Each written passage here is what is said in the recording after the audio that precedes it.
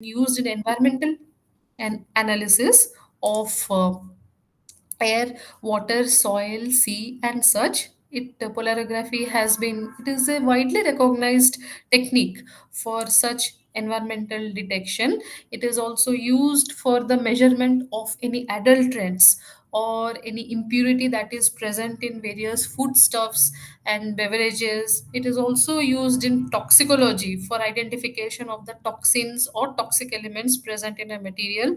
And further, it is also used in polarography. Polarography has also been used in clinical analysis of various minute purposes. So in buffered solutions, this polarography has been also applied for identification of reducible anions, and the quantity has also been estimated by this. So in table 9.1, some of the samples and the compounds that have been identified by utilizing the method of polarography has been listed.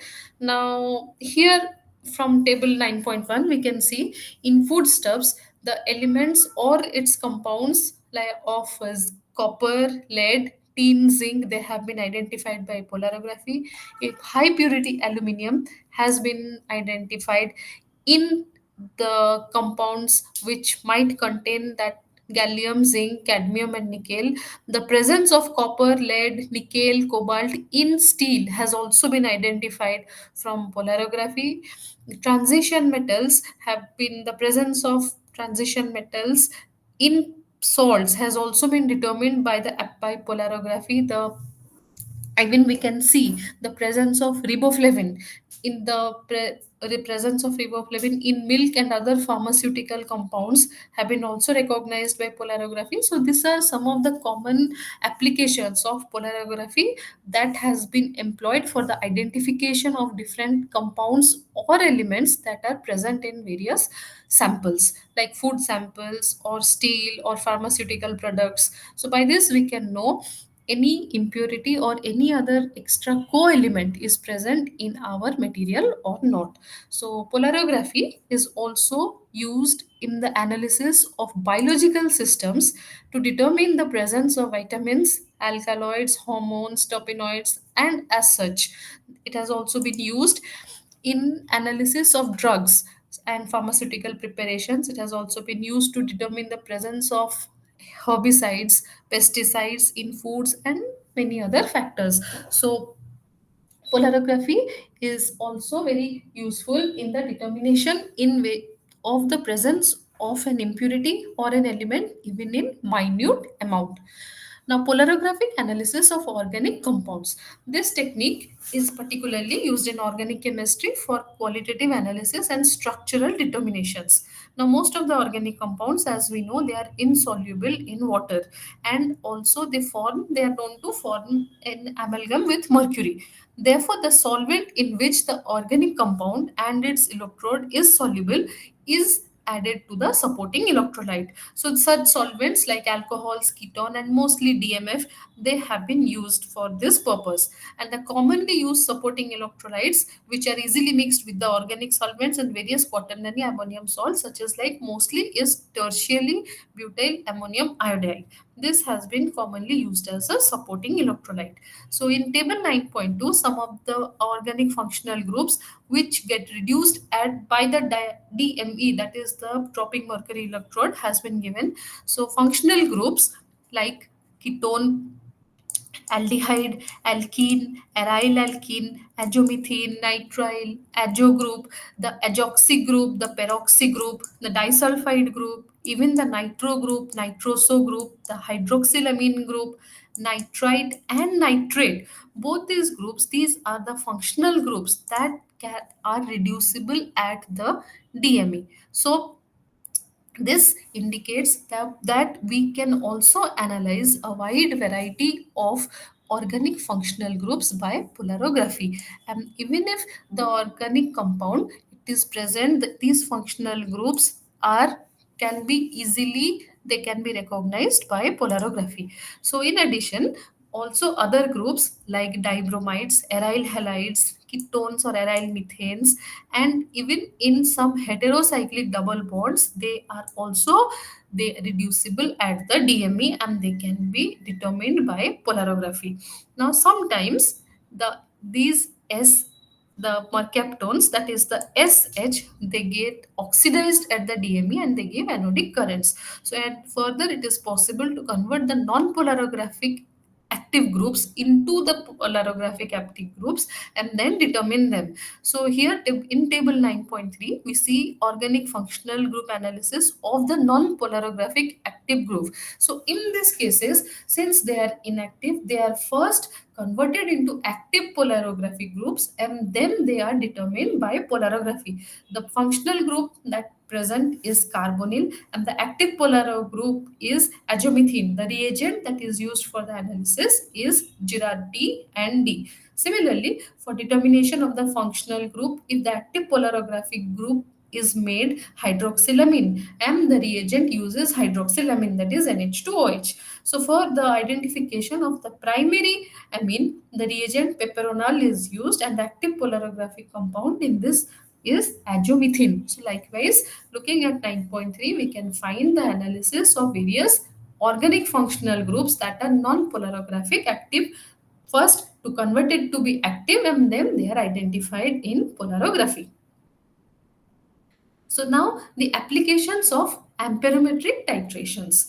Amperometric titrations, they are even more broadly applied than polarographic because in amperometric titrations, the electroinactive substances, they are determined by using electroactive titrant. So now if we talk about the Ilkovic equation, it says that ID is equal to Kc. That is, the diffusion current is directly proportional to the concentration, keeping all other factors of the equation constant.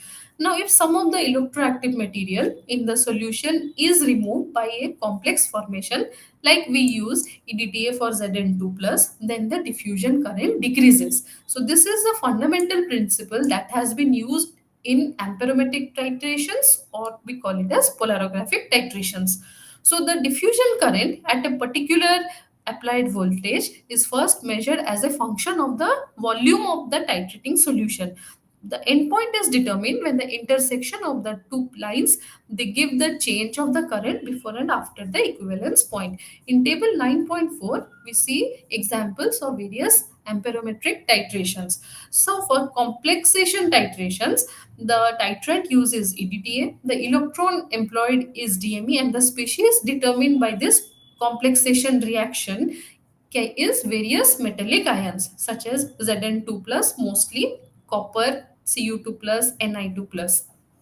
Now in an amperometric titration, precipitation reactions are also possible. So for this, the electrode is employed is DME and various titrants are used. Now if the titrant is used dimethyl glyoxine, then dimethyl glyoxine, the nickel 2 plus can be identified. If the titrant is lead nitrate, then the species like sulfate, MOO42 minus, fluoride minus, they can be identified by amperometric titration. Now, if we take a rotating platinum electrode and we employ the titrant as silver nitrate, then we can identify a number of ions like Cl minus, Br minus, I minus, cyanide, thiols, etc. and others. Now, also, if we take a DME electrode and the titrant employed is thorium nitrate, then it is useful for the identification of fluoride ions. If potassium dichromate is used as the titrant, then lead 2 plus and barium 2 plus is identified by this process. Also, in certain amperometric titrations, oxidation reactions are also possible. So, if we employ rotating platinum electrode and we take iodine as the titrant, then oxidation reaction occurs, and the species that can be determined from this is arsenic and sodium thiosulfate. If we take potassium bromate as the titrant and rotating electrode, rotating platinum as the electrode, then arsenic, antimony, and N2H4 can be identified. Then, if we take rotating platinum electrode, and the titrant, like other additions or substitution reactions, then phenols, aromatic amines, and alkenes and other species can be identified by amperometric titrations. Now, polarographic experiments. So, here different practical experiments have been designed for polarographic experiments, and how the following section we will discuss about the determination of the nature of the ion of E half. Suppose the halfway potential of thallium solution ion we have to determine. So for this process, we will for the determination process, we'll first take 10 ml of 0.5 millimolar solution of thallium nitrate in zero point 0.1 molar of potassium nitrate as the supporting electrolyte. Now we draw the polarigram. Then from the polarigram, the E half is determined from the reduction wave of the TL plus, and then we compare with the value that is reported earlier. So also we can use the E versus log I by ID minus I plot for accurate E half. Then similarly, for the determination of the amount of cadmium 2 plus present in an unknown solution, we have to first prepare the calibration curve, and then we can compare our unknown sample with the calibration curve to find the final value. So for this method, we have the wave height concentration plots, that is the called as the calibration plot. First, we need to prepare stock solution of CD2 plus ion by dissolving 1 gram of CD2 plus per ml of water. Now from this, we prepare various dilutions like 1 ml, 2.5 ml, 5 ml, 10 ml, and 100 ml, and then we add 50 ml of KCl solution and 25 ml of 0.2% gelatin solution, and we dilute it to the mark that is present in the volumetric flask. Now, from all these solutions, we take 10 ml of the unknown solution that is provided to us in a volumetric flask, and we add 50 ml of 2 molar KCl and 2.5 centimeter of 0.2% gelatin, and it diluted up to the mark. Now, all the polarograms of the standard solutions and the unknown solutions are recorded after passing nitrogen gas, or that is we call this the deaeration process or the degassing process. Then during the calibration curve, we take the calibration curve is drawn by taking all the four standard solutions, and from this concentration corresponding to the wave height, the unknown is noted. So this is how the calibration is from the calibration plot we calculate the unknown, the amount of cadmium 2 plus that is present in the unknown solution. We also have another method that is called as method of standard addition. The polarograms of unknown solution, it is first recorded, like first the calibration plot is drawn, and then a second polarogram is recorded by adding a known amount of salt to the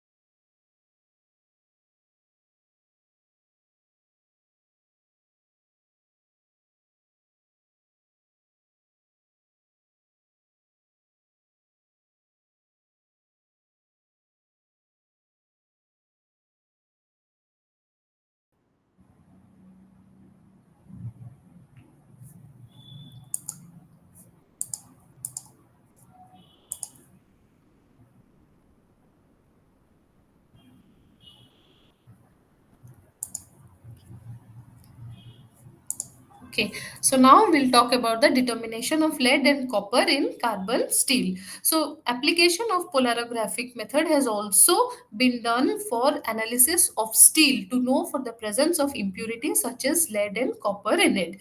Now we know Fe3 in the application.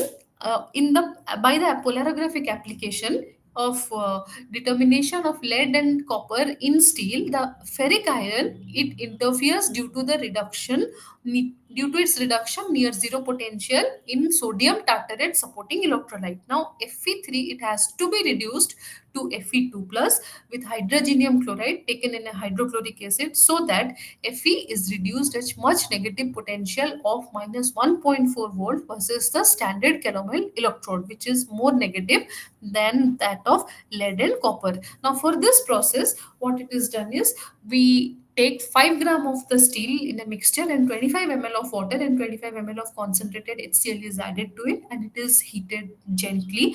Then few drops of standard potassium chlorate solution is added to dissolve the carbides that are present in the mixture, and the mixture is boiled until we get a clear solution. The mixture is cooled and diluted with 50 ml of water, and then 2 ml is again pipetted out from the solution and added to a polarographic cell. To this polarographic cell, we add 1 ml of 20% hydrogen hydrochloride solution that is needed for the reduction of Fe3 to Fe2, and 1 ml of 0.2% methyl cellulose is added that acts as a surface active reagent, and 5.5 ml of 2 molar sodium formate solution is added. Now this solution is the cell is added, all these solutions are added to the polarographic cell. The cell is now boiled for, it is kept in boiling bath for 10 minutes in order to ensure the completion of the reduction reaction, and then the polarogram was measured using the standard calomel electrode. This polarogram will now have two steps. In the first step, a E half of minus 0.25 volt versus the standard calomel electrode is obtained. That is due to the reduction of cuprous to copper metal. In the second step, we observe a E half of minus 0.45 volt, which is due to the presence of lead. Now, using the standard methods of calibration, we find out the and adding known amounts of copper and lead ions to this steel solution, it can, the amount of copper and lead can be known and the percentage can be calculated. So this is how the presence of lead and copper is estimated quantitatively from by the polarographic method that is present in steel. Now, there are other industrial important determination for traces or minor constituents has also been done by polarography. So, analysis of steel and ferroalloys for minor constituents like copper, nickel, cobalt, manganese, chromium, molybdenum, tungsten, vanadium, titanium, tin, lead, and aluminium has also been done by polarography. It has also been used for analysis of copper based alloys that might contain lead, tin, nickel, and zinc. Analysis of high purity zinc and zinc alloys for the presence of copper, lead, cadmium, tin, manganese, aluminium has also been done. Polarography has also been used for analysis of ferrous sulfate for the presence of zinc, lead, and copper. Polarography is also used in analysis of aluminium alloys, pure aluminium, magnesium alloys. It has also been used in the refined metallic tin and tin-based alloys for the presence of trace elements like copper, bismuth, lead, cadmium, zinc, and iron. Analysis of metallic and cobalt salts that might contain copper, lead, and nickel has also been done by polarography. So, analysis of refined metallic lead and lead based alloys for the presence of bismuth, iron, copper, cadmium, zinc, and antimony has been performed by polarography. So, other analysis of nickel and its alloys, metallic cadmium, zinc and zinc based alloys, and pure strontium salts has also been performed by polarography to know for the presence of even minute amount of elements that might be present in those high purity metals or their alloys. Now, polarography has also been used for the determination of ascorbic acid, that is vitamin C. Those are present in the citrus juice. Now, we know that vitamin C is very common in all citrus fruits that we come across every day. So, to determine the amount of ascorbic acid, that is vitamin C, commonly known as vitamin C. The in general we call it as ascorbic acid. So here, to know this, polarographic has this method has been used. So we know that the principle is that ascorbic acid, it gives a well defined polarographic oxidation wave. So as you can see, this is the ascorbic acid. It gives up two electrons and it forms dihydroascorbic acid. So thus a well defined polarographic oxidation wave is obtained for ascorbic acid. Now for the determination of vitamin C, freshly prepared citrus juice is taken first. A calibration curve is prepared. Here, a fresh stock solution of 50 ml of 0.2% ascorbic acid is prepared. Now, five standard solutions of ascorbic acid in volumetric flasks were made.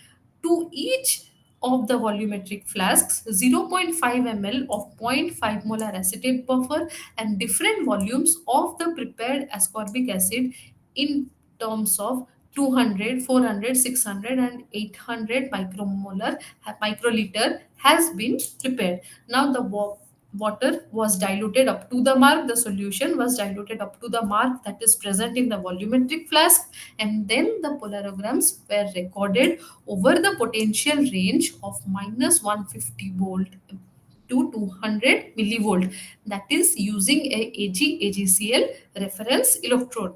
Then the calibration plot is made by plotting ID, that is the diffusion current versus the concentration of the ascorbic acid.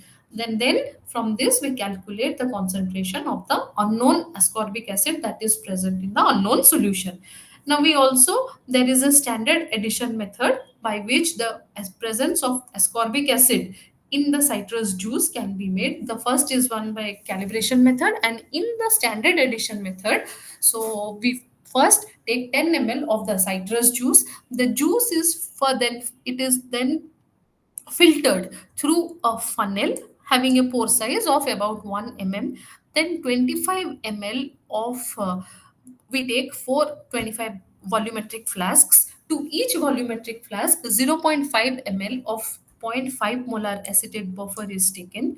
2 ml of the juice and standard is taken, and standard addition of the prepared ascorbic acid is made. Then to the all the solutions are diluted up to the mark in the volumetric flask, and then they are recorded under the polarograms as we have done above using AgAgCl reference electrode. Then the standard additions plot were drawn and the concentration of the ascorbic acid was made. So this has the mostly the concentration of the vitamin C or the ascorbic acid is reported in moles per liter or in ppm, that is parts per million.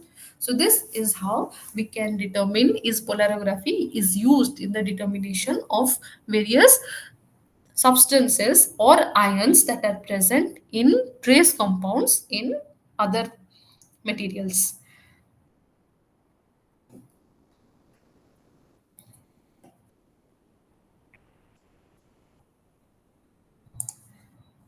Now coming to applications of voltammetry. Sorry.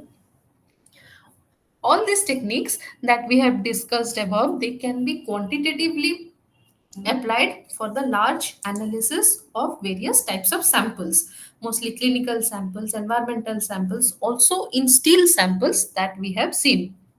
Now, pulse polarography, it is a better choice for analyzing a wide range of organic or inorganic analytes. In the case of stripping methods, the analyte is to be first pre-concentrated or electro-deposited at the electrode surface. Further, the concentration of the analyte in the sample, the accuracy and other things, it needs to be required. So first the accuracy will be decided and to which for the technique will be used. The analysis of a sample component is quite simple and any of the methods can be used in case of samples that contains one or more analyte, and if what the components behave independently, then the analysis will just be a simple addition. However, if the ID or the IP is sufficient, they can be determined independently. The amount of separation between these potentials is also depend on the type of the potential used, the technique used, and other components that are present. So here the basic instrument of a voltammetry is present here. The basic instrument consists of two important components. First, the normal three electrode graph. Here, as it is shown, the linear scan voltage generator that gives different types of signals. The polarographic cell, as we know, is made up of three electrode that is dipped in a solution which contains the electroactive species and the presence of an inert electrolyte that we called it as the supporting electrolyte. So in the three electrode, a working electrode is present, a reference electrode is present, and a counter electrode is present. The working electrode here in voltammetry is a microelectrode whose potential is varied linearly as a function of time. The reference electrode is a standard electrode that is used and whose potential remains constant throughout the experiment. That is, the standard reference electrode is mostly a saturated calomel electrode that we say it as SCE, or a silver chloride electrode, that is AgCl electrode. The counter electrode, it is usually a coil of platinum or a pool of mercury that just is present to conduct the electricity from the signal source through the solution to the microelectrode. That is just the work of the counter electrode. The potentiostat, it allows to impose the potential scanning between the working and the reference electrodes, while the current that flowing through the circuit is recorded between the working and the auxiliary electrodes. The computer analyzer, it has been integrated with various softwares that to scan the actual parameters and find the and handle the output data. Now, the various practical steps that are involved in voltammetry includes, first is the sample treatment. So for this, the sample must be enough. For particularly in voltammetry, the sample must be taken in a solution form. If it is a solid sample, then it has to be made into a solution by dissolving in its appropriate solvent. The liquids or solids with low solubility, they are not preferred in voltammetry. So for accurate measurement in voltammetry, the sample has to be in solution form. Then comes the addition of a supporting electrolyte. Every analysis that has to be performed in voltammetry, it makes use of a suitable supporting electrolyte. And the concentration must be at least 10 times the concentration of the analyte.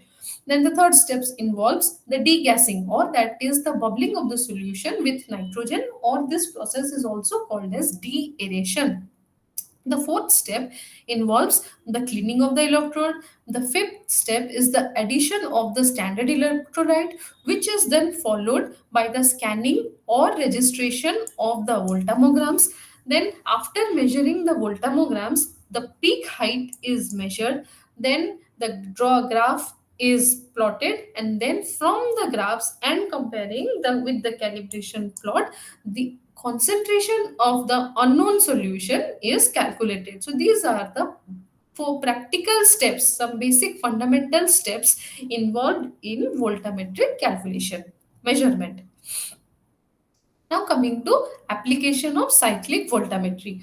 So coupled chemical reactions. There are organic reaction, ions, metal complexes, and certain organic compounds which undergo electron transfer reactions without the making or breaking of any bonds between them. So the majority of the electrochemical reactions, mostly they involve a electron transfer, which leads to a species that very fast it reacts with the components of the medium via various, the so-called, we call these as coupled chemical reactions. Now, one of the most useful aspects of cyclic voltammetry is its application to qualitatively diagnose these types of reactions, coupled chemical reactions that are coupled to the electrode surface and provide the capability of the generating the surface, and they all in a matter of seconds. Since all these reactions occur very fast and within a matter of seconds or less than that, CV can identify the presence, qualitative it can identify the presence of the electrochemical species that occurs during the reduction process. So in addition, the time scale of the experiment is adjustable over several order of magnitude if we by changing the parameters such as the potential scan rate or other rates of the reaction. There are some of the examples of coupled chemical reactions are given here, like two of the most common examples have been given here. Now a cyclic voltammogram for the popular antibiotic that we call as chloramphenicol, it is illustrated in figure 9.2. This figure, it shows the cv of chloramphenicol in zero point 0.1 molar acetate buffer and the pH is 4.62. Now here the scan was first started in a negative direction from 0 volt. Three peaks are observed here, as you can see. Peak A, here is peak A, peak B, and this is peak C. Now the peak A is for the initial reduction reaction, the peak B is for the oxidation of a product of this reduction, and peak C for oxidation of a product it results from the previous events of peak B. So all these three peaks or waves, they involve for more than a simple electron transfer reaction. Now if we look into the reaction for the peak A, these are the reactions that occurring at peak A, peak B, and peak C. Now, to assist what is improving the diagnosis, the authentic samples of hydroxylamine and nitroso derivative has been used to confirm the assignment of peak B and peak C. So, threonine is an ether which may be conveniently be thought of as representing the combination of the amino acid tyrosine with the hydroquinone. So, its oxidative CV on carbon paste is electrode C. In figure 9.3, the this is figure 9.3, and it shows the CV of threonine. Here it represents four stages of CV. So the initial two electron oxidation peak, it generates a proton and an organic cation which is readily hydrolyzed to benzoquinone and tyrosine. The tyrosine here is this is for peak A. The tyrosine thus produced, it is subsequently oxidized at peak B. No product from peak B is detected on the reverse scan. This is for the peak B. This couple indicates the peak B. The benzoquinone is reduced on the reverse scan at peak C to produce the hydroquinone, which is then oxidized again back to benzoquinone at peak D on the second positive going. So this is for peak C, and ultimately this again reverts back to peak D here. So standard solutions of benzoquinone, hydroquinone, and tyrosine, they can be used to verify all the assignments that have been done here. This is for the peak B. So interpreting this complex cyclic voltammograms is very challenging, and it is best done by the combination of chemical intuition with the study of model compounds. Like, so analysis of complex reagents by CV is a much difficult task. So that is why other spectroscopic techniques has been used, like mostly mass spectra, NMR, and other spectroscopic techniques. So with this, these are some of the questions that are related to unit 9, and with this we complete unit 9. Now we take a break of 5 minutes and again resume with unit 10.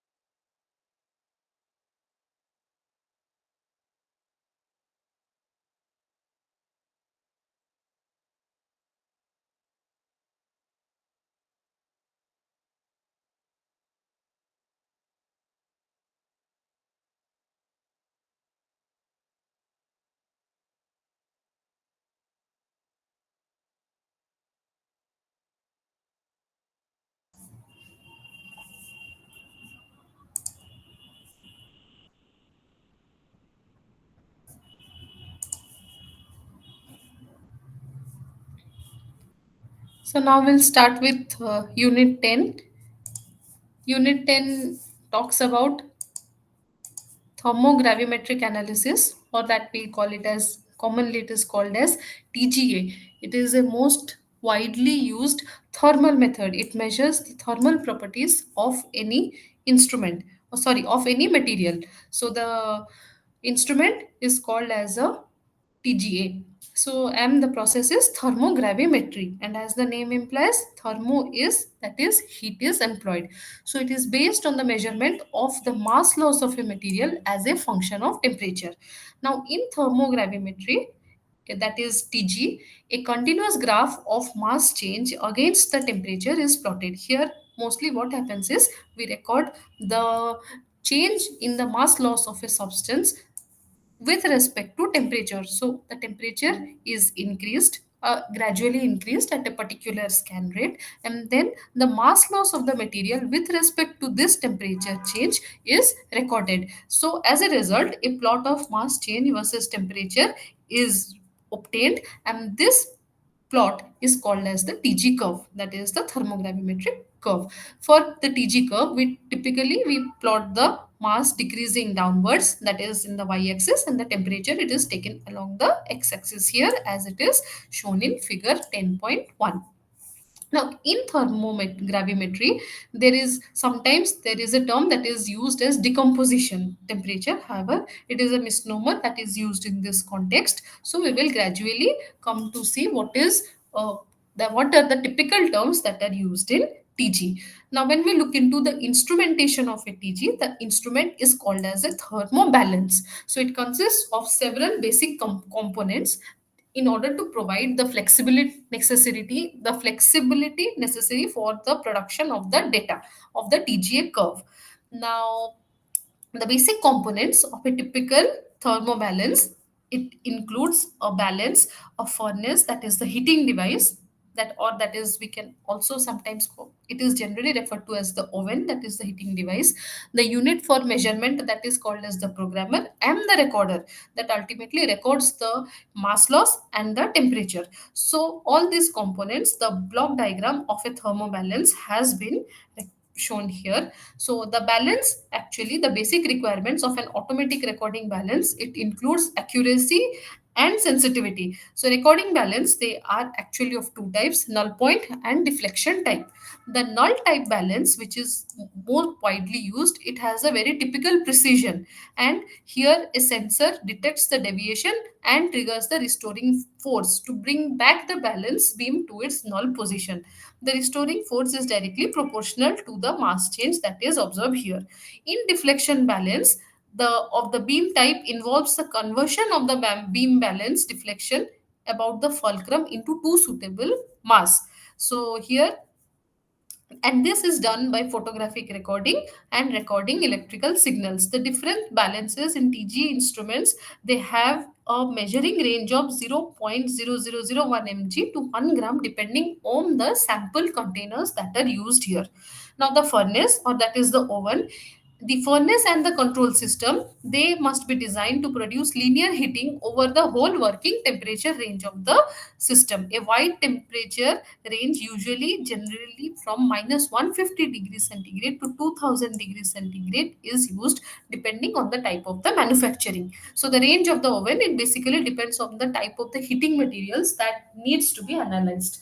So then comes the temperature measurement and control. The temperature measurements are usually done by thermocouples, that is chromal alumyl thermocouple, which are most commonly used, and it measures up to a temperature of 1100 degrees centigrade, whereas platinum, that is platinum and 10% rhodium thermocouple, is employed for a temperature of 1750 degrees centigrade. So depending on the type of the measurement that is required by the user, the thermocouples are employed.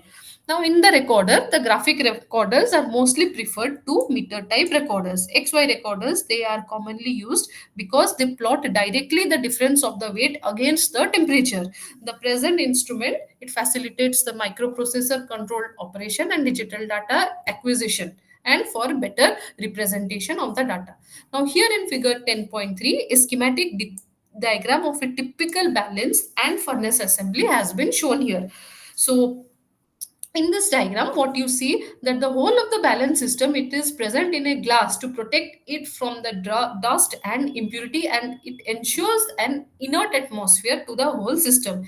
There is a control mechanism to regulate the flow of the inert gas to provide an inert atmosphere, and also water to cool the system after the heating has been made. The temperature sensor of the furnace is linked to the program control, and the balance output and thermocouple signal, they are connected with the recorder to finally record the TG curves. Now thermogravimetric curves, they are mostly, they represent the variation in the mass, that is delta M, with the time, with the difference in, with the gradual increase in temperature. Now normally we plot the mass on the downward, on the, that is on the y-axis, and here the temperature is mostly plotted on the x-axis.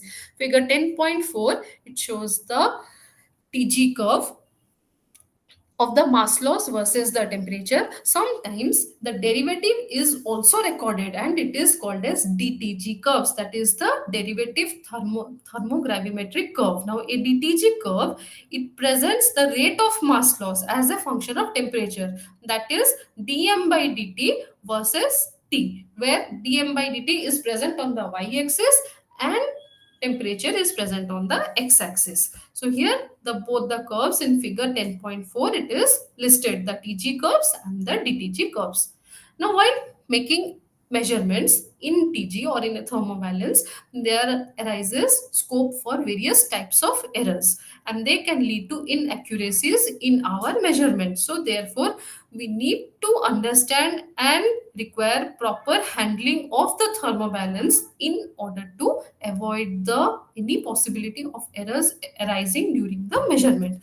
So first error might be due to the buoyance effect. So if we take a thermally inert crucible which is heated when empty, like there is an, apparently there is a weight change in it as the temperature is increased. Now this is because of the change in buoyancy of the gas in the sample environment as the temperature is increased. Now however, in most modern thermobalances, this effect is negligible. So if necessary, first a blank run with an empty crucible must be performed to totally remove the presence of this buoyancy effect.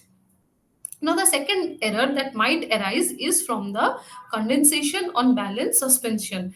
The condensation of the sample will also affect the mass of the sample, and as the mass is affected, the TG curve is also affected. So, this can be avoided by maintaining a dynamic atmosphere around the sample and the furnace, so that all the condensable products that are formed during the heating and subsequent cooling process, they may be thrown away. So also errors may be also arise due to random fluctuation of the balance mechanism, the reaction of the sample and the crucible, the convection effect from furnace. Errors might also arise from turbulence from gas flow or induction effect from furnace. So there are various factors, that these are some of the factors that have been listed, which are potential sources of errors that might arise during a TG experiment. So errors of type 3, they can be avoided. That is the errors of random fluctuation, they can be avoided by balancing the, by properly balancing in the laboratory, and other, the turbulent gas flow, the convection rate, they can also be avoided if the handling is made proper. Now, calibration of the thermobalance is done by adding a known mass of the sample container and noting the reading on the chart. So the temperature calibration, for temperature calibration, ferromagnetic standards have been used. In a magnetic field, these substances, they show detectable mass changes. These ferromagnetic standards, they are quite suitable, and they range from the temperature from 240 degrees to almost 800 degrees centigrades. Now coming to the interpretation of TG curves. So mostly TG curves of two compounds we will take in general. First is for the interpretation of TG curve of pure crystalline substance and the TG curve of polymeric substance. So let us consider the TG curve of CaCO3. It is a crystalline substance, and the TG curve here, it is shown in figure 10.5. So The curve from figure 10.5, you see that CaCO3, calcium carbonate, it decomposes in a single step between the temperature, that is here the temperature is here 750 degrees centigrade to 800 to 900 degrees centigrade, and here it forms a stable calcium oxide and carbon dioxide is liberated as it is indicated from this equation. This is just an explanation from general chemistry. Now if we consider figure 10.5c here, so what we see is it indicates that the percentage mass lost by the sample is between 100 800 to 950 degrees centigrade. So this exactly corresponds to the mass changes based on the stoichiometric calculation. So therefore, the percentage weight loss in calcium carbonate in the two different temperatures will be given like this. So from the figure, we can see that if the heating rates are changed, the either if it is carried out at let us say 10 degrees centigrade per minute or 3 degrees centigrade per minute, then the mass changes or the percentage weight loss is also changed and they can be calculated as such. So now let us consider the TG curves of some polymers. The TG curves of some polymers has been given in 10.6. Polymers like PVC, polyvinyl chloride, PMMA, polymethyl methacrylate, LDP, low density polyethylene, PTFF, that is polytetrafluoroethylene, and polystyrene has been shown in this diagram.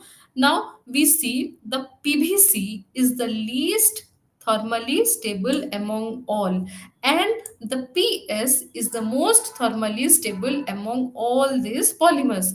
Furthermore, if we look into the weight loss, the polystyrene, it loses no weight. It has a constant weight almost up to a temperature of 550 degrees centigrade, and then it decomposes beyond 600 degrees centigrade. Whereas the other three polymers, that is polymethyl methacrylate, LDPE, and polytetrafluoroethylene, have almost started decomposing by 450 degrees. Whereas if we look into PVC, the thermal decomposition has well started beyond 200 degrees centigrade. So looking from the TGA plot here, we can say PVC is the least thermal stable among all and polystyrene is the most thermal stable among all. Now there are various factors that influence the TG curve. So some of the main factors that affect the precision and accuracy of the experimental results are some like instrumental factors such as the furnace heating rate, the recording rate, the atmosphere inside the furnace, the geometry of the sample holder, the sensitivity of the recording mechanism, and the composition of the crucible. Certain sample characteristics also influence the TG curve, that is the amount of sample that is taken, the solubility of the evolved gases during the measurement, particle size, heat of the reaction, sample packing, the nature of the sample, and thermal conductivity. Now let us discuss some of the factors in details. So let us look into the furnace heating rate. Now at a particular temperature, the degree of decomposition is greater. When the degree of decomposition is greater, then the heating rate is lower. It follows that the TG curve can be influenced by heating rate. So for a single stage endothermic reaction, it has been known that TIF is greater than TIS, where F indicates a fast process and S indicates the slow heating rate. So for example, when we talk about calcium carbonate, it does not show any mass loss below 600 degrees centigrade when it is heated at a heating rate of 3 degrees centigrade per minute. And but it is known that calcium carbonate decomposes to form carbon dioxide at 250 degrees centigrade. Similarly, polystyrene, it decomposes 10% by its mass when the heating rate is 1 degree centigrade per minute, and it decreases and by 357 degrees centigrade at 10% by mass when heating is done by 505 degree per centigrade. So similarly, we can see that furnace heating rate also plays a major role in determining the TG curve. The chart speed on the recording of the TG curve is also rapid or slow, and it also has a impact on the shape of the TG curve. During a slow decomposition process, so low chart speed is recorded, is actually advisable. When for a slow reaction, which is followed by a rapid one at the low chart speed, the curve will show less separation in the two steps. When a fast reaction which is followed by a slower one, we can see the low chart rate speed is recommended. The furnace atmosphere, the effect of furnace atmosphere on the TG curve, it depends on the type of the reaction, the nature of the decomposition products that are formed, and the type of the atmosphere that is employed. The effect of atmosphere on TG curve is explained by the figure, by taking an example and depicted in figure 10.7. Figure 10.7 shows the TG curve of calcium oxalate in oxygen atmosphere and in nitrogen atmosphere. Here the bold plot indicates the nitrogen atmosphere, and here the dotted plot, it indicates the TG curve in oxygen atmosphere. So we can see in the first step, which is the dehydration involving calcium oxalate, this is unaffected. As you can see, up to 400 degrees, this remains unaffected by both the types of the gases that are employed. So because here in this step only the water vapor is lost. Now the curve that is in the dotted line, that is in the oxygen atmosphere, it diverges because oxygen reacts with the evolved carbon monoxide, and it is a highly exothermic reaction. So the temperature accelerates and the decomposition of the compound occurs more rapidly in oxygen than in nitrogen atmosphere. In the third step, the calcium carbonate that is formed, it is also decomposition reaction is reversible in nature. However, this step, it mostly does not remain influenced by O2 or N2, but we do see a slight difference beyond 700 degrees centigrade. So this might be due to the nature of the particle, the surface area, and other physical characteristics. So we see that the furnace atmosphere, the type of the gas employed, also impacts the TG curve. Now the sample holder. The sample holders are mostly crucibles used in TG purposes. The shape of the TG curve, it will vary as the sample will not be heated in uniform throughoutly. So generally it is preconditioning that the thermocouple is placed on near the sample, so that as the sample it an uniform heating is occur. So if the sensitivity of the recording mechanism is not high to record the mass change of the sample, then there arises some error. So that is why sample holder or the crucible, it is also important that it ensures a uniform heating of the sample throughout.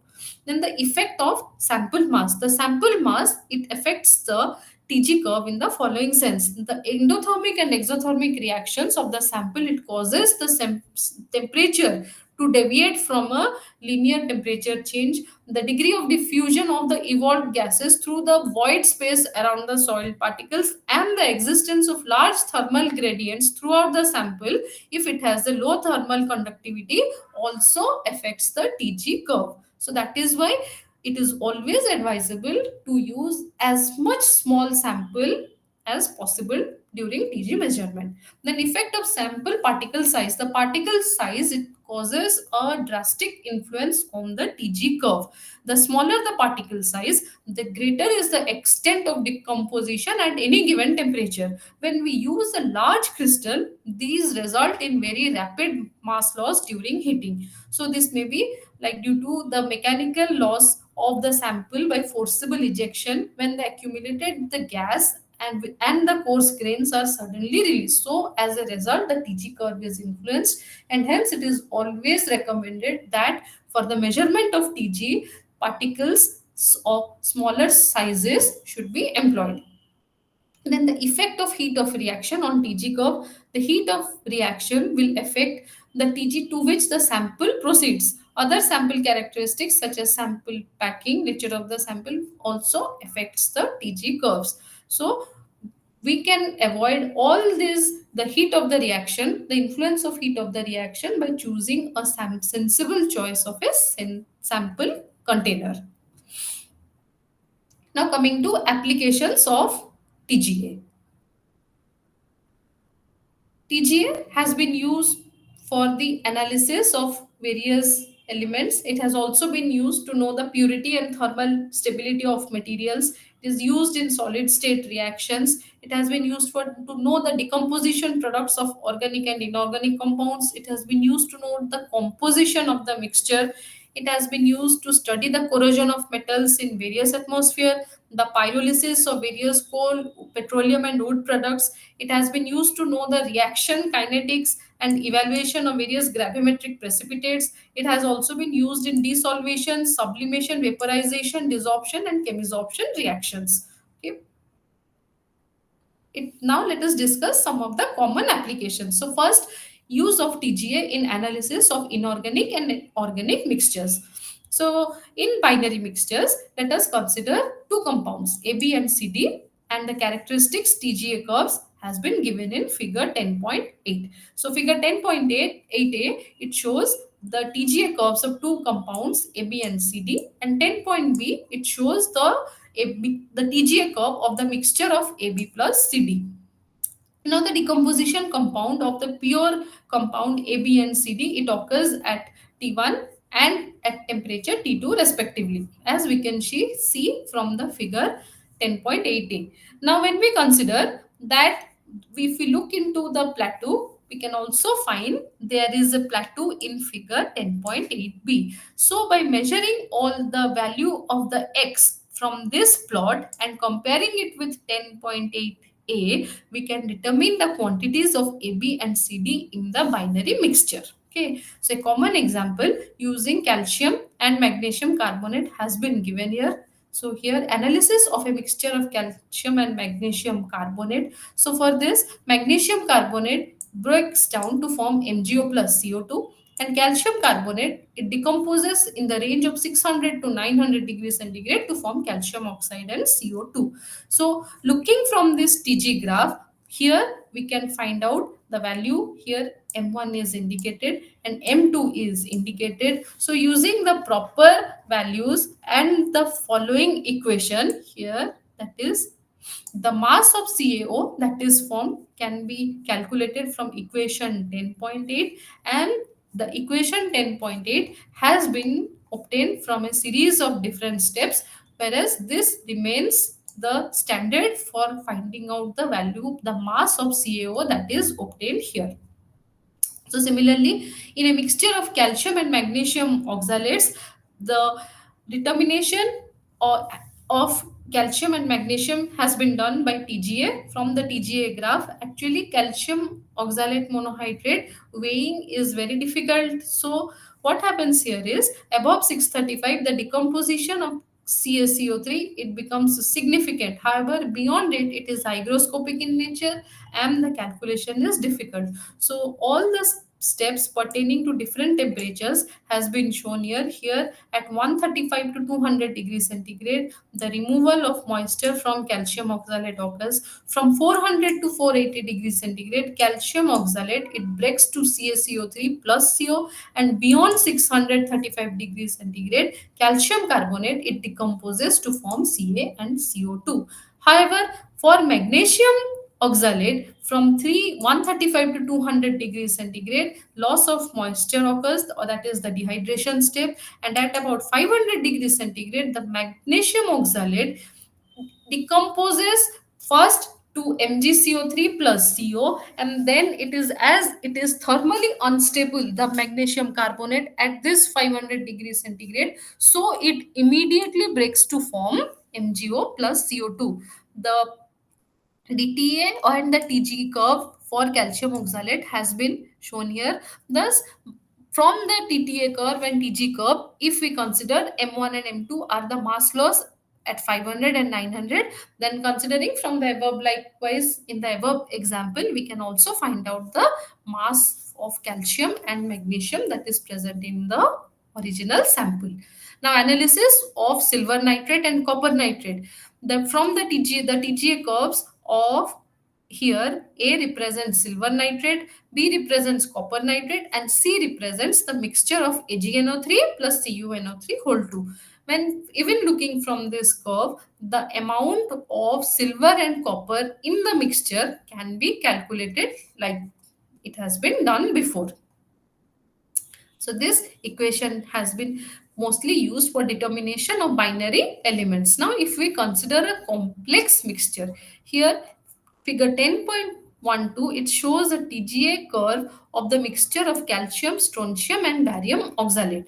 Now, here when we consider a complex mixture that contains calcium, strontium and barium oxalate, the mixture in the range of 100 to 250 degrees centigrade, first dehydration occurs, that is moisture is lost. Now beyond this, as we look into this, from 250 to 400 we see a thermal decomposition, and this corresponds to the anhydrous metal oxalates. Then all the three oxalates that are formed, they decompose at 500. When we look into from 500 to 600 degrees centigrade, the anhydrous carbonates were stable. Further, when the temperature is increased to beyond 600 to 800, then the decomposition of strontium carbonate occurs, which is followed by barium carbonate. So if we look into all the data, the mass of the oxalates, considering the mass of oxalate, the mass of water, the mass of CO formed and the mass of CO2 formed, then putting all the value, substituting all the value, and then we can find out the exact amount of the element that is present from the TG curve. Now determination of organic mixtures by TG curve. So here figure 10.13 represents the TG curve of vinyl acetate copolymers. So here TGA has also been used for determination of the amount of vinyl acetate in copolymers of vinyl acetate and polyethylene. Suppose a mixture of vinyl acetate and polyethylene is taken. So TGA has been used to know the exact amount of vinyl acetate that is present in the mixture. When vinyl acetate is heated, it loses acetic acid at about 340 degrees centigrade.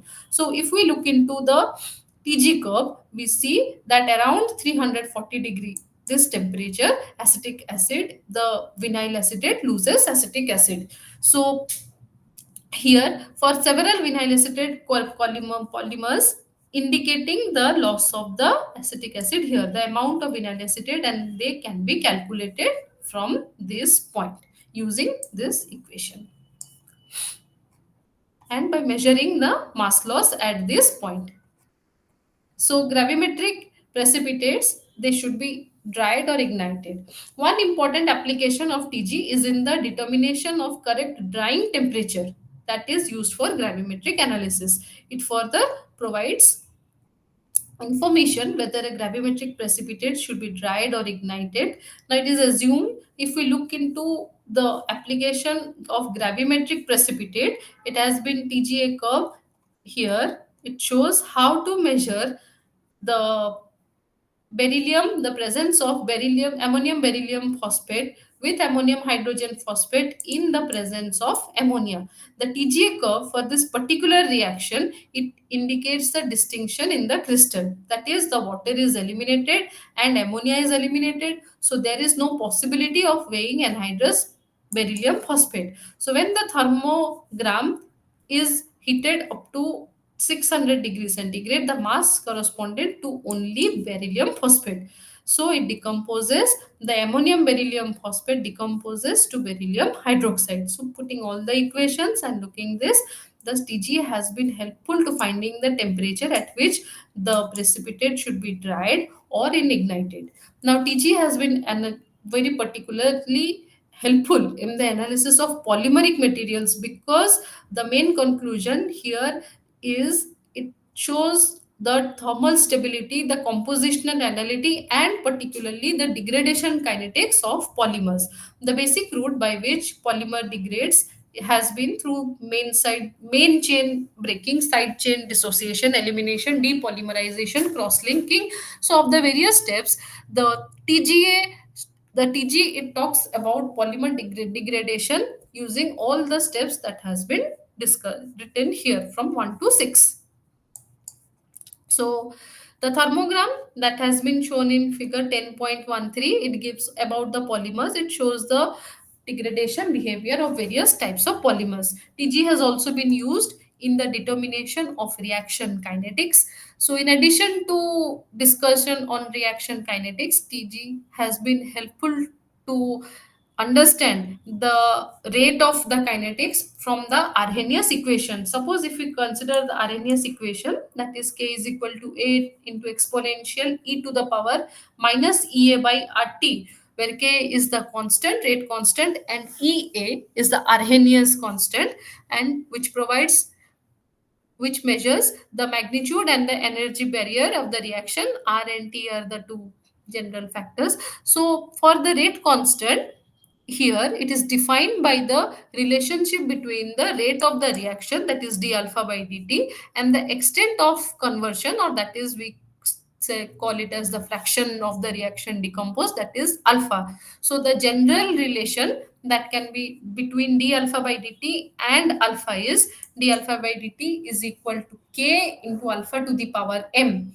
into 1 minus alpha to the power n. So from this equation, it is also possible for the subclass of rate equation, and isothermal experiments have been done, and finally a subclass of equation has been derived, which is represented in equation 10.11. So we, after assumptions and making calculations, the finally here it is given that Ea is equal to R T average square minus 0.5 T amp. It is the amplitude of the temperature modulation, and L is the logarithmic of the temperature modulation. By this equation and putting in the TG plot, we can find out the kinetics, the differential. By using this differential equation, we can find out the kinetics of by TG analysis. So here in table 10.2, some important rate equations have been given for one dimensional, two dimensional, and other factors. So in summary, we can say that TG has not only been used to know the study the thermal property of crystalline solids. TG is also useful to understand the thermal stability of different types of polymers, and it has also been used for understanding the kinetics of certain reactions. So with this, the applications of the thermogravimetric analysis is completed.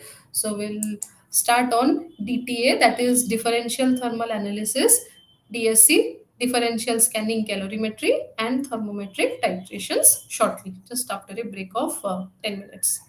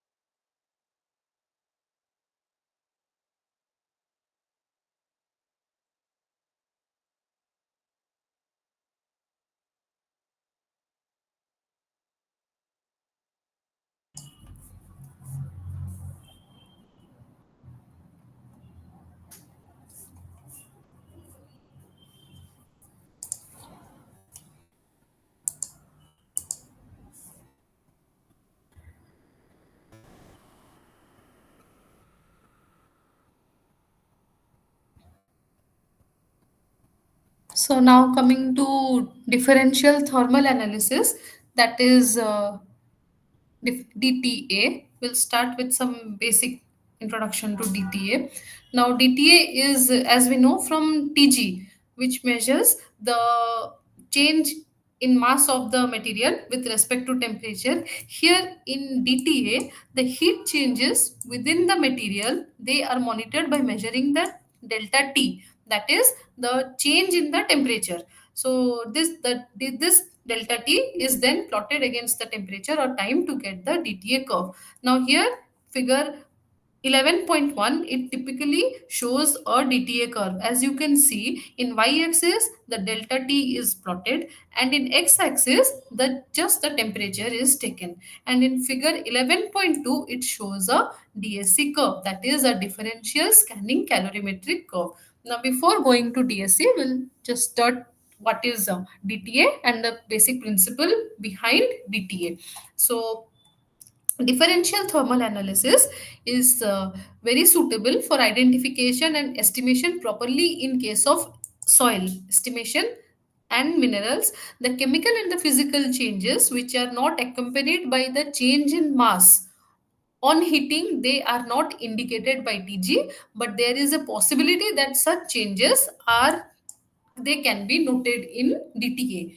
Now, the principle behind DTA is that it is a technique where the temperature of the substance, it is compared with the temperature of a thermally inert material, and mostly alpha alumina is taken. It is recorded with furnace temperature as the substance is heated or cooled at a uniform scanning rate. So the range of temperature is measurable in DTA. The particular range of temperature in the course of DTA is actually much larger than the TG determinations. So here DTA is broadly the temperature, the range is very high in comparison to that in a TGA.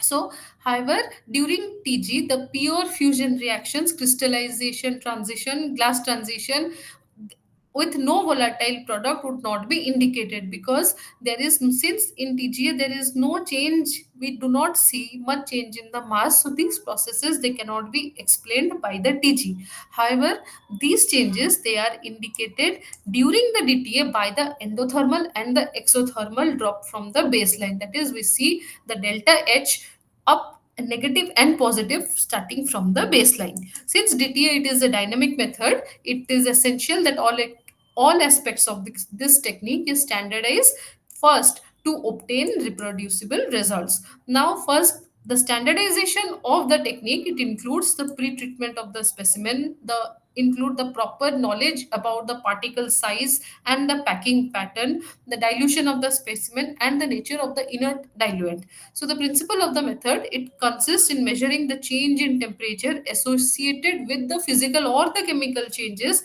that occurs within the material during the heating process. So the thermal changes that occur due to fusion, the crystalline structure inversions, boiling, dissociation or decomposition reactions, and other chemical reactions, these are indicated in a DTA by appreciable rise or fall in delta T. So hence these changes are very much indicated in DTA, but not, they cannot be recognized by TG. So in generally speaking, the phase transitions, particularly dehydration reactions, redox reactions, the decomposition reactions, they produce endothermic effects, whereas the crystallization reactions, oxidation reactions, mostly they produce exothermic effects, and they are indicated in the DTA curve. So in DTA, a sample under investigation, it is first placed by the side of a inert material, or that we call it as the reference sample, that is alpha alumina, which is mostly taken in a crucible, or that is the sample holder. The temperature difference between the two is continuously recorded, and as the temperature as they are heated. So both the temperature difference between our material and the standard, that is the alpha alumina, it is recorded as we keep on increasing the temperature. The block is heated in an electrical furnace, and then both, that is both the temperature, both our material and the reference sample, they are heated under identical conditions. So now coming to characteristics of DTA curves. So a particular character representation of a DTA curve here is illustrated in figure 11.3. It shows both a baseline, a endotherm and the exotherm changes that occurs during the process. So here delta T is taken in the y-axis and the temperature is recorded in the x-axis. So similarly, the endotherms are plotted downwards. When we look into this, this is the endotherm, and when a plot points upwards, it indicates an exotherm. Similarly, the temperature of the sample is greater for exothermic reaction, and that is of the reference. The endotherms, for the endotherms, the sample temperature is always behind that of the reference. So when no reaction occurs in the sample material, the temperature of the sample is similar to that of the reference. This is because both are being heated exactly under the same temperature conditions. The temperature difference, that is the delta T, is equal to 0 when there is no reaction. But as soon as the reaction starts, the samples, it does our sample, it either it becomes hot or cools down depending upon the type of the reaction. That is, it depends whether the reaction is exothermic or endothermic in nature. Now a peak develops on the curve for the delta T against temperature or time. So now when we consider the DTA curve in 11.1.3, so we see delta T along the line AB. Here, this is the line AB, that is 0. So here it indicates that up to point B there has been no reaction and delta T is equal to 0 up to point B. However, and this indicates the baseline. However, when we see, while as the temperature is increased, we see the peak, it goes up and to point C. So this indicates that an exothermic reaction has started and the peak BCD has been formed as the temperature is increased, and the maximum of this BCD peak is at point C. So when the rate of heat evolution is equal to difference between the rate of heat evolution and the interference material, so the peak temperature corresponds to the maximum rate of, here since it is an exothermic reaction, this point C, it indicates the maximum rate where the heat of evolution. But it does not represent whether the reaction is completed or not. So thus the position of the C does not have much significance in the DTA experiments. Then after some time, the reaction progresses further and then it goes and comes to point D. So after point D, when the temperature is increased, so then the reaction, it proceeds and then it goes belowards to form the exothermic peak EFG. The F point here, it is called as, it is an exothermic peak. So here DTA curves, what happens is, they are not only helpful in identification of material, that is the, here when we look into the F curve, here F is the maxima for the EFG curve and F is the endothermic curve. So this peak shows the point where the endothermic reaction has started. Now similar explanation has been, we can look into this curve and find out that after, as the temperature is increased beyond the point H, no reaction occurs. So here, combining all the factors, we have delta H for endothermic reaction, delta H for exothermic reaction, and that is why they are both represented by total delta H. That is the total del H change in the exothermic phase and the endothermic phase. Then the peak area is calculated by using this equation, that is plus minus del H mk. So this equation gives the area of the peak. Now when for an endothermic reaction, that is when delta H is equal to 0, positive sign is used, and when for an exothermic reaction del H is less than 0, then a negative sign is used. Here K is called as the calibration constant and it is dependent on temperature. So it can be determined by calibrating DTA with some standard. So once we know the value of K at a particular temperature, The area can be used for quantitative analysis of the reaction. So beside this, the DTA curve is also helpful in estimating the heat capacity of a sample. As we can see that the changes in heat capacity, that is delta Cp, has been known from this equation. Delta Cp is equal to d by dt into 1 by m. So using this equation, we can find the value of this. DTA is also useful for measurement of delta Cp of a particular sample. Now talking about the instrumentation of a DTA, here this 11 figure shows a schematic representation of a DTA instrument. Figure 11.4. From 11.4, we find that it consists of the basic instrumentation of a DTA. It consists of five basic components. The first is the furnace assembly. The second is the sample and reference holder. The third is the temperature programmer, an amplifier and recorder. And the fifth component is the atmosphere control equipment for furnace and the sample holder.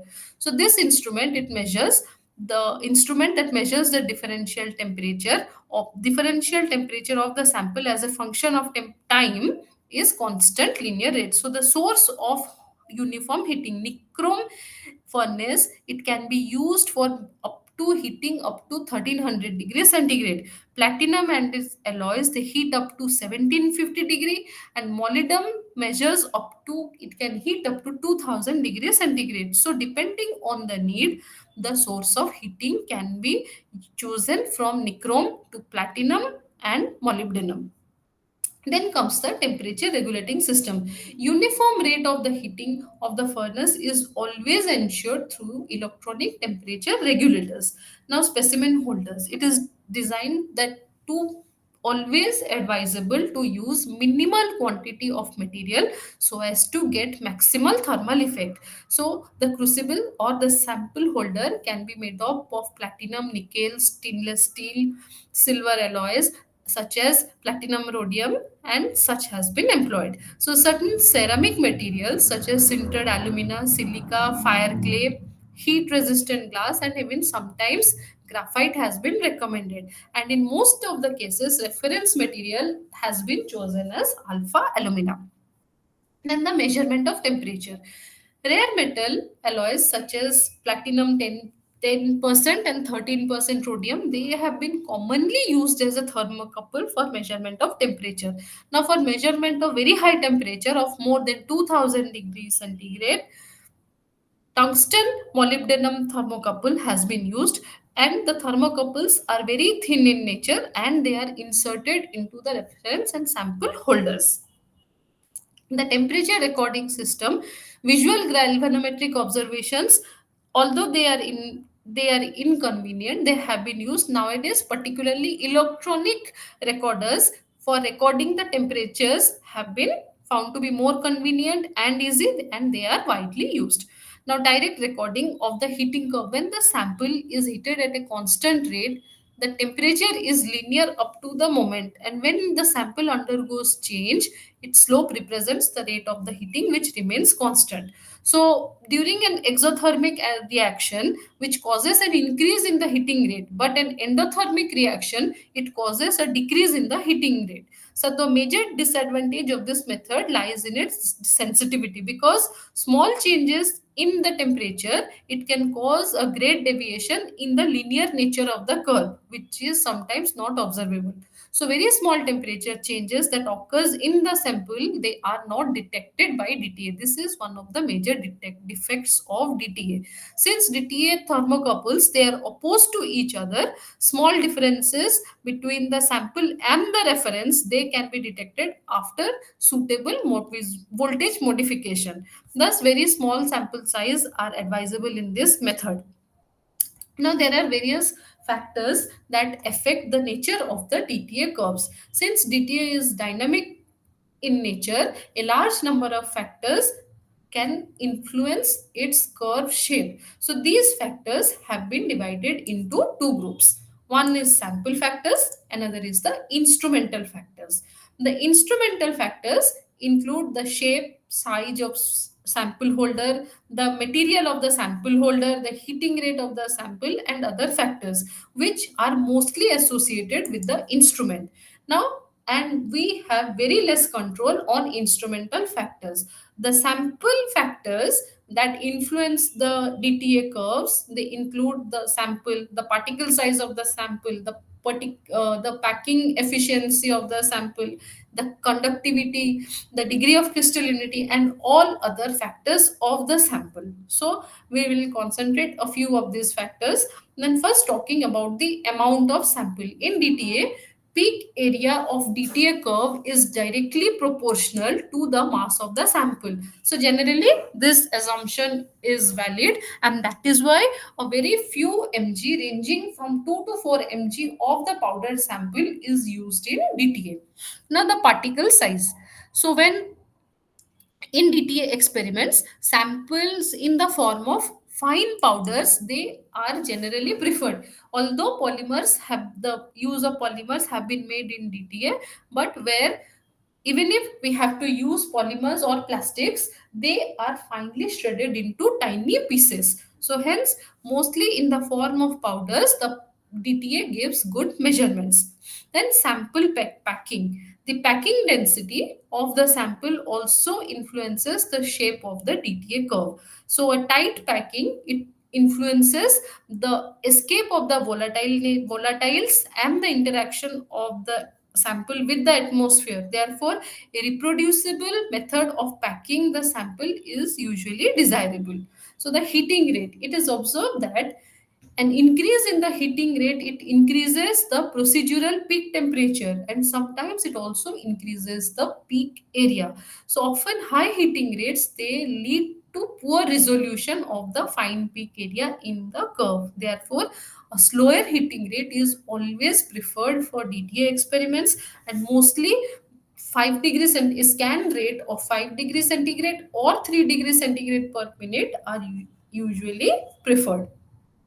Now the atmosphere around the sample. So similar to DTG, a following a flowing gas is preferable to a static atmosphere in DTA. So this is positive. There is a quite a possibility of change of atmosphere around the sample owing to degradation and decomposition if we use a volatile sample. So in such case, we generally use what we call it as a flowing gas technique.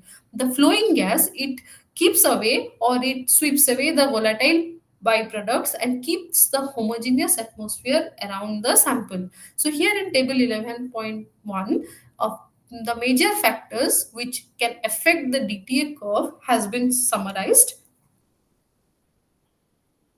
If we look into table 11.1, the heating rate, it affects the change in peak size and position of the DTA curve, and that is why it is suggested to always use a low heating rate.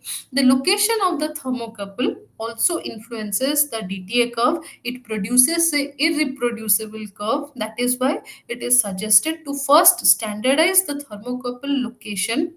Thirdly, the atmosphere around the sample also, it affects the DTA curve. It induces an unnecessary change in the curve. So hence the atmosphere around the sample is always advised to be inert in nature. The amount of sample, it changes the peak size and position.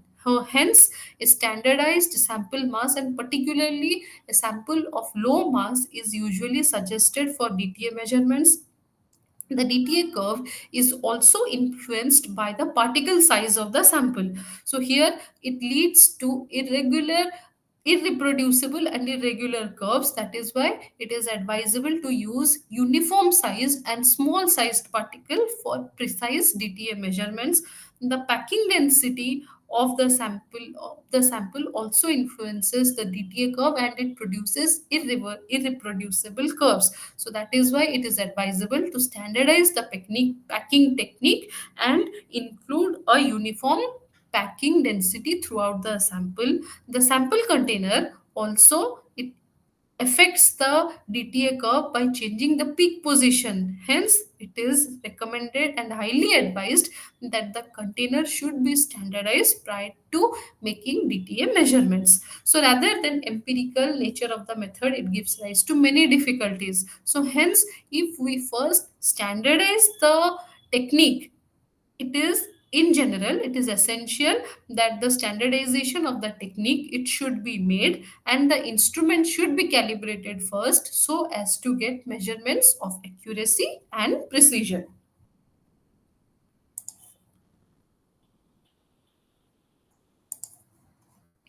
Now coming to the source of errors that can arise in DTA. So there are a number of source of errors in DTA which can arise by various factors.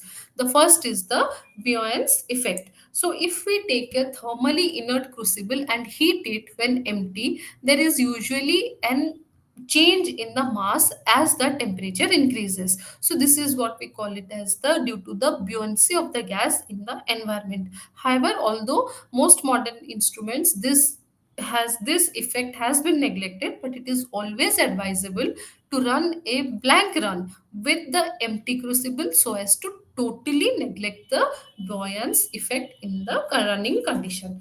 Now the second factor is the condition on temperature sensor. So condensation of the sample will also it affects the running of the thermocouple for temperature measurement. So as the sample is heated and the products are condensed on the temperature sensor, then the measurements are wrong. This can be avoided by maintaining a dynamic atmosphere around the sample so that all the condensable products that are formed during the decomposition process they can be thrown away by the flowing gases. The fluctuation of the thermostats also give rise to measurements also give rise to errors in the measurements of DTA. Now, if there is any reaction between the sample and the container, this also leads to errors in measurement of DTA. Now, if we look into the convention effect from furnace, errors also arises. The turbulence effect from gas flow, the induction effect from the furnace, all these factors they contribute to errors in measurement of DTA and obtainment of DTA curves. So it may be noted here that the errors of the type 3, that is fluctuation of the thermostats, it could be eliminated by properly placing the balance in the laboratory and maintaining a constant power supply. The error number 5, that is the convention effect arising from the furnace, it can be avoided by taking a suitable sample container. The last three errors, that is 5 to 7, have to be considered they during the manufacture of the furnace, the balance and its suspension system. So by avoiding here excessive heating rate and proper gas flow, some of the those mentioned errors factors for errors can be eliminated totally. Now, to further minimize errors, the DTA equipment should be calibrated first for both the temperature and peak area determination using proper and suitable standards. Now, when we have substances like for temperature like KNO3, so they are served as standard for calibration. So for area calibration, indium is often employed as a standard, but as the calibration factor K in case of DTA, it is temperature dependent. Therefore, depending upon the temperature range, mostly KNO3 has been employed. Since it is easily available and inexpensive in nature, KNO3 has served as the standard for calibration of DTA.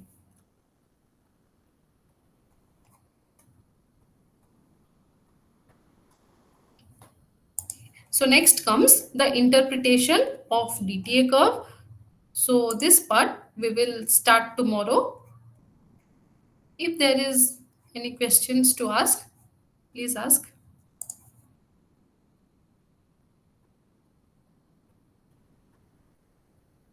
No, ma'am. Okay. Thank you so much. Thank you, ma'am.